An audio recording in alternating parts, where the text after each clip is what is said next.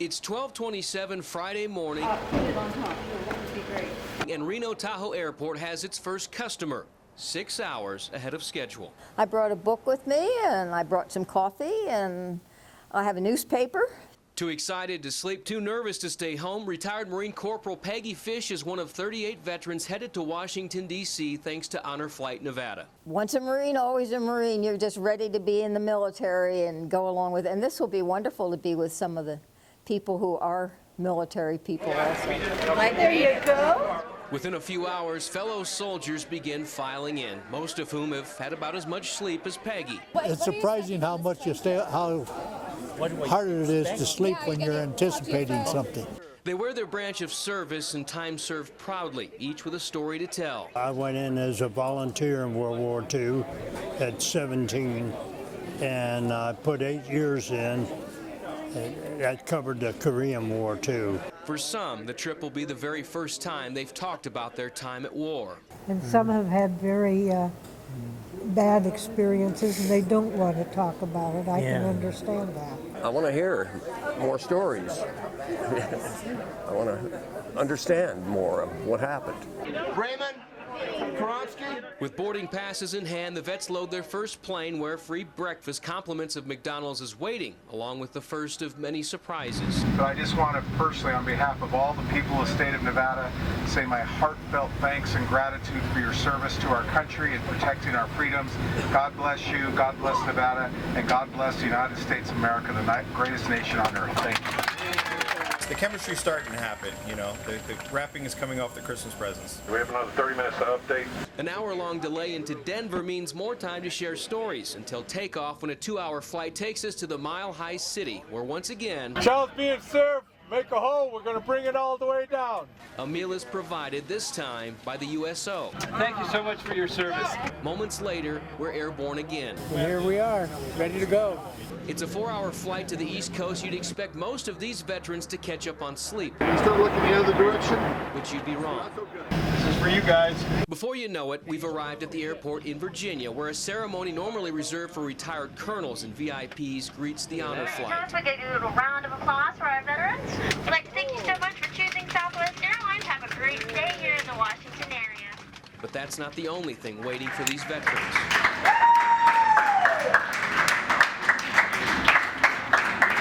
I start crying.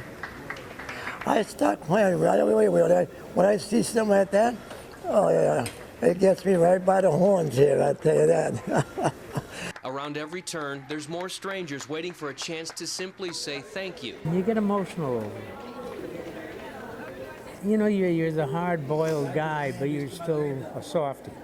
That's the payoff, to see the community coming together from the little kids to, you know, the older folks. It was unexpected. I didn't know anybody knew that we were coming in, except for the program, the people who programmed it for us, but I didn't know they would be there.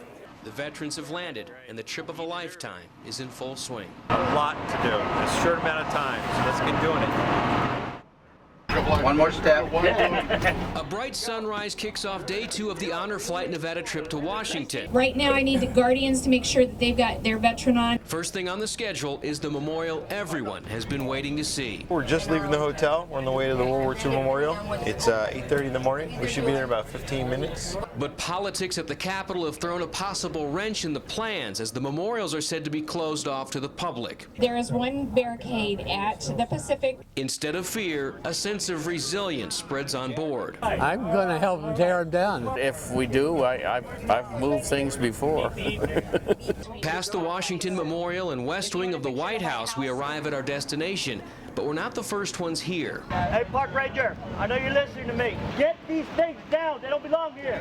That's the barriers you're talking about, huh? Our group has walked to the side where members of Nevada's delegation are waiting with park services. Hey guys, come on in. Come on in. Memorial. Due to the federal shutdown, fountains in the center are off, the water is calm.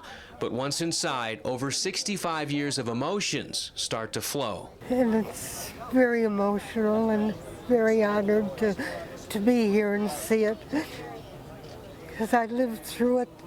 It's great. It gets to you. Yeah. It gets to you. And I've seen some monuments, but this about takes all. I had no idea this was so big. It's a very impressive place. After the World War II memorial, veterans head out to see their choice of the Korean or Vietnam memorials, where Navy veteran Larry Agnew makes a point to find his nephew's name. He really was a wonderful boy. As the day presses on, we head back to the bus. Destination this time, Arlington National Cemetery, to see the changing of the guard. They are memorial sites for those who have been buried overseas. As we arrive, the historic cemetery is lined with the price of freedom as far as the eye can see. Once inside, another surprise is revealed. We are going to ask you, if you'd like to represent Honor Flight Nevada and present the wreath at the tomb. Corporal Peggy Fish happens to be one of the 4 members selected. Something Ronald Reagan did, and I will be a part of it. I'm so excited. A special area is reserved for the vets who file in and watch the soldier on guard. Moments later, Honor Flight Nevada. the time has come to lay the wreath outside the Tomb of the Unknown.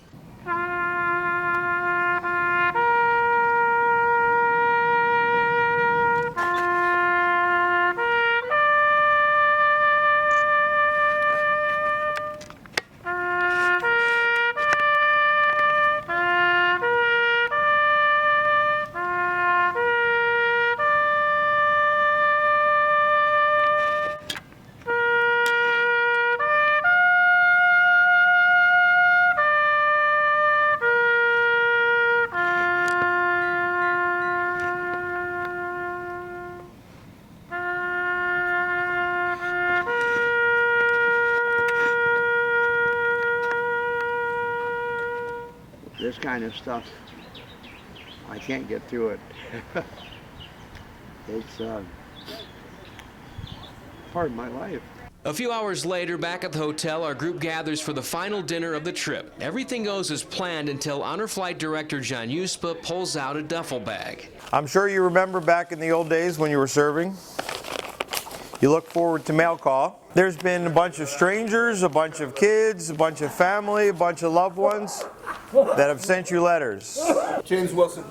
Envelopes are passed out one by one, letters are removed, and that's when it happens. I cannot read this. Whatever it is, no one in the room can avoid it. I just can't read them without breaking down. It's just, I'm that way, and it affects me. Others, like John Kavicka, help out his mother by reading a letter from her great-nephew. Thank you for keeping our country safe and free. I really appreciate your help in that war. But most importantly, you stayed alive, otherwise I wouldn't be here. That's what I want to say that I like most of all. I love you so very, very much, Colin. And I guarantee you, every single one of you has got a grandchild or niece or nephew who would say the same thing. Thank you so much for what you did for us.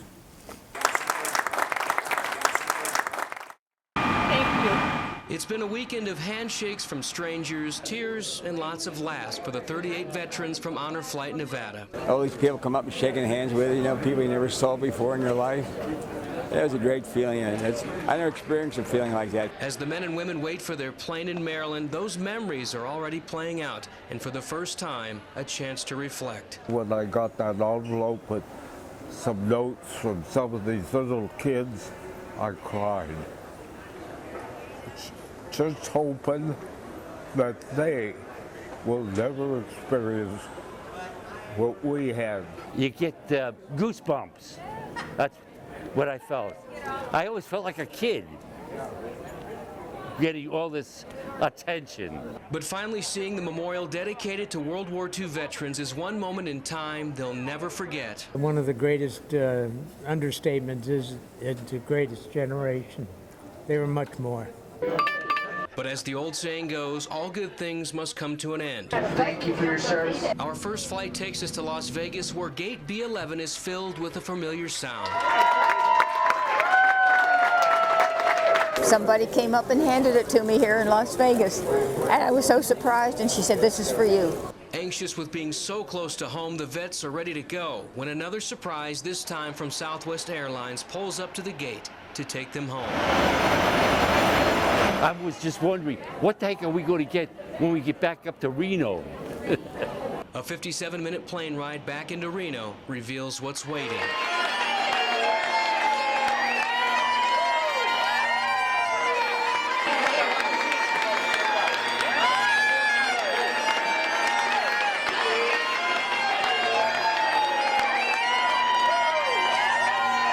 I tell you, it was a lot different than when we came back from Vietnam.